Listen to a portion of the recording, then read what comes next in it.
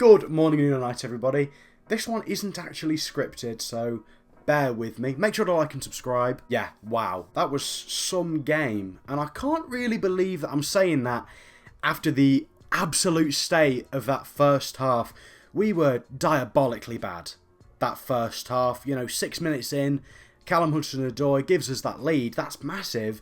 Thought potentially could be winning this game. That would be gigantic for this top four race. And then as soon as we scored, we just sat back. And we sat back and we sat back and we sat back. And we didn't really do anything with the ball at all. It was Newcastle shot after Newcastle shot. They had all of the ball. And you just knew that a goal was going to come from it. They've scored 2 goals in 2 minutes. 23rd and 25th minute, it's listed on FOTMob. They weren't good goals, but that doesn't matter. We were wide open at the back, and that's not really something that we've seen that much from Forest so far this season. Obviously, on occasions, when we've lost, we have lost. Arsenal, Man City, we lost 3-0, and then at Bournemouth, we lost 5-0. We've not had to chase games a lot this season. We've done a lot of scoring the first goals, and considering how many games we've won and only just drawn from that, we've been really good at that, holding on to leads. And it seems like Newcastle are just about the only team who really know how to break us down when we're ahead. Liverpool, of course, went 1-0 down very early. Their pressure didn't really work until, obviously, they got that corner. Diogo Jota, who always scores against us, headed it in. I've just come on to the penalty now. It was absolutely a penalty. I don't know why they took 5 minutes looking at it, because I saw one replay and I was like, yep, that's going to be given. That's a penalty. You can speak for Sells with the penalty half save. It was just a stinky goal. And then the goal just a minute later was pretty bad as well. We weren't at the races in the first half at all, and that was really poor. But with how we came out for the second half, you'd have no idea. To be fair, for the first few minutes of the second half, we weren't brilliant. We weren't very good. Anyway, we weren't very good for up until pretty much the second goal. I'll get up the stats for the second half here. We had 56% possession. We have 1.93 expected goals, 12 shots, 3 big chances. And Newcastle, they had 3 shots. They barely laid a glove on us in that second half. And as I said before, this isn't scripted, so I might repeat myself a couple of times here. But we've not been game chasers this season. We haven't done that at all. And at Bournemouth, obviously, it was 3-0, I think it was 2-0 at half-time, and then they just ran away with it in the second half. But this time, we actually came on to them. We had more possession, and we actually looked better for it, which is really strange, because it's not how Nuno's been playing this season.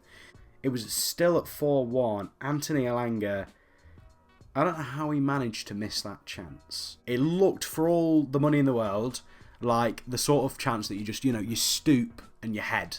To zoom in on our sort of second goal, Milenkovic, back heel. Fair enough, Nikola Milenkovic. I don't think that anybody could have seen a back heel from him coming. I just want to say for the Newcastle fans as well, as a little extra thing, both Isak and Wood did get goal contributions this game, but I think it is fair to say, it's been a debate a lot between Isak and Wood for Newcastle and Forest fans lately, and I think that Forest fans mostly know that Isak is a better all-around player. He's now got more goals in the Premier League because these two have overlapped Chris Wood. But I feel like when we were just countering, Chris Wood didn't really get involved in the game at all. I'll have a little look, he had 19 touches in the entire match. Isak, he's got a lot more sort of range about him, and I think he is absolutely a world-class striker. Chris Wood's been phenomenal in the Premier League this season, but I do think Isak does offer a little bit more. I think the main thing that Forest fans have been upset about is that Newcastle fans online have been saying that Wood is actively bad. And, well, we can see from 18 goals in the Premier League this season that that's not true. But both of our goals were just a bit of pinball in the box. You can never guess what's going to happen from those sorts of situations, and, it just does. I feel like as we got the ball back, we got more possession of the ball, we grew back into the game as you're getting into, the last, 15-20 minutes. There was that little bit of energy, and you just wonder, where was that in the first half? I do think that we'll beat Arsenal on Wednesday. We are now 6 points behind them, potentially could go 3 with a win. If Man City win, because they have better goal difference than us, then they would go ahead of us in the table straight away. no matter how many they win by. But if Liverpool win, then we do keep that nice little gap.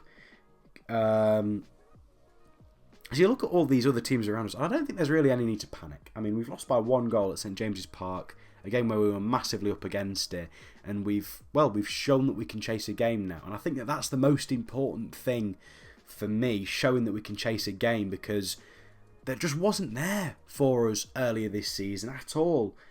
I've already listed the games where we've lost and we've properly lost.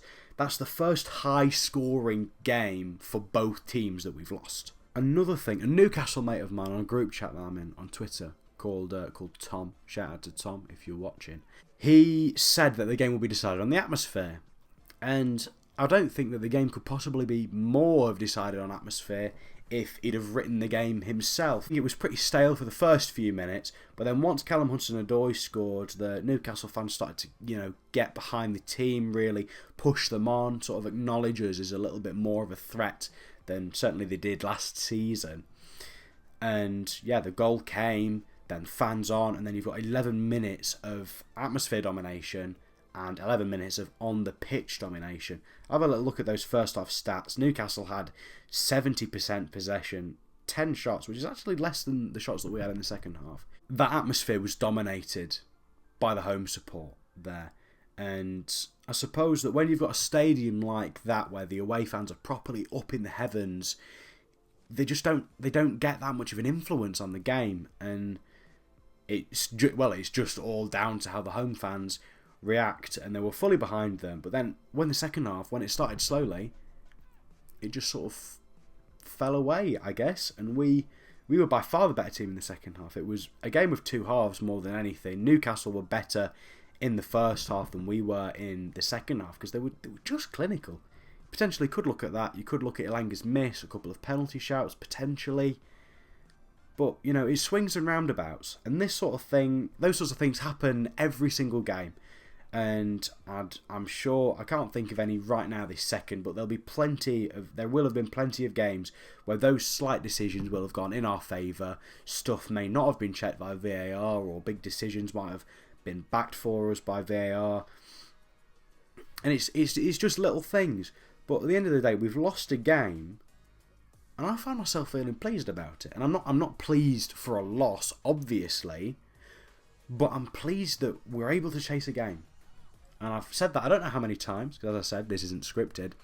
It's just lovely to see that we've actually got that to us. Because at Bournemouth, we showed nothing. We showed absolutely nothing. There was no gut. There was no character. There was nothing. It was a terrible performance on absolutely all accounts. But with this one, we showed something. For the first half, it was like Bournemouth. But for the second half, most certainly not. Anyway, well, I've got a whole catalogue of vlogs for you Newcastle fans, considering how many times you've beat us. You beat us last season, where I moaned about the ref a lot, so don't berate me in the comments too much if you watched that. We've got you beating us twice this season, one in the Carabao Cup, one in the league, and then I've got one the season before that. But my vlogs before the turn of the year 2024 are all absolutely terrible, so I wouldn't recommend looking at that one unless you just want to see the goals and be done with it. If you like this sort of video, then let me know, because I've gone completely off script, because I didn't actually write a script. So yeah, I've been trying to do more sort of 5 things we learned, stuff like that sort of videos after we've played. And at half time, I just thought, you know what, I'm not going to write any points. We're 4-1 down. This has been terrible. Remember to ingest cheese. Thank you all very much for watching, because this has just been a video of pure ramble. I'll see you all in the next one, which will be the vlog against Arsenal on Wednesday night. It'll probably get uploaded in the small hours of Thursday morning. Yeah, I'll see you there. Good night.